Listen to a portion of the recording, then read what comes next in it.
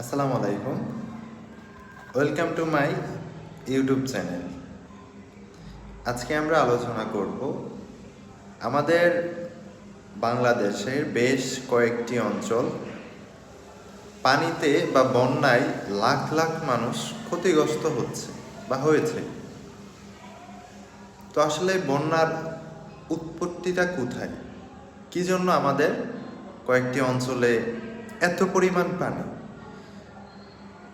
আমি দেখছি ফেনীতে বর্তমানের যে অবস্থা, সেখানে মানুষের গড়, একতলা যে গড় আছে বা টিনের যাদের গড় আছে, টিনের চাল পর্যন্ত হচ্ছে পানি। তো এত পানি কোথা থেকে? লাস্ট 3 থেকে 4 দিন যাবৎ মোটামুটি আকারের বৃষ্টি হচ্ছে, কিন্তু এই বৃষ্টির কারণে এত পানি কখনোই হওয়া সম্ভব না বা পসিবল না। এই বন্যাটা হওয়ার কারণ আমাদের পার্শ্ববর্তী দেশ, তাদের 2 থেকে 3টা বাঁধ আছে। এই বাঁধগুলো ছেড়ে দেওয়ার কারণে মূলত আমাদের ফেনী, তারপর ছাগলনাইয়া, 14 গ্রাম, কুমিল্লাতে আরও বেশ কয়েকটি অঞ্চল পানিতে লাখ লাখ মানুষ ক্ষতিগ্রস্ত হয়েছে।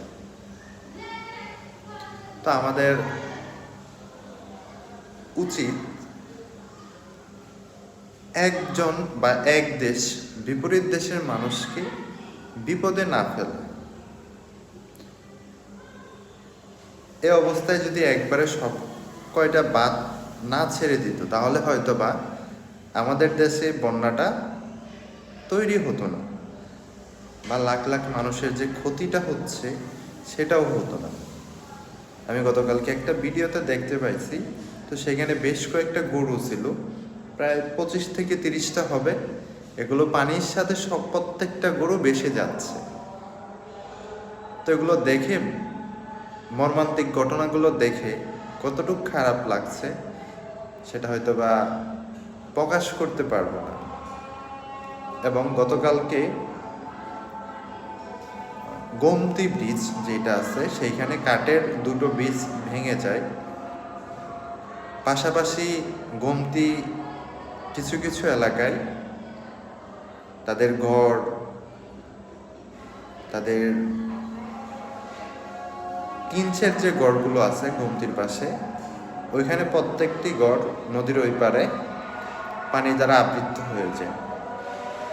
তো মোটামুটি কয়েকজনের পানি একটু কম হয়েছে, আবার কয়েকজনের পানি একটু বেশি হয়েছে, তবে সুস্থ আছে আলহামদুলিল্লাহ।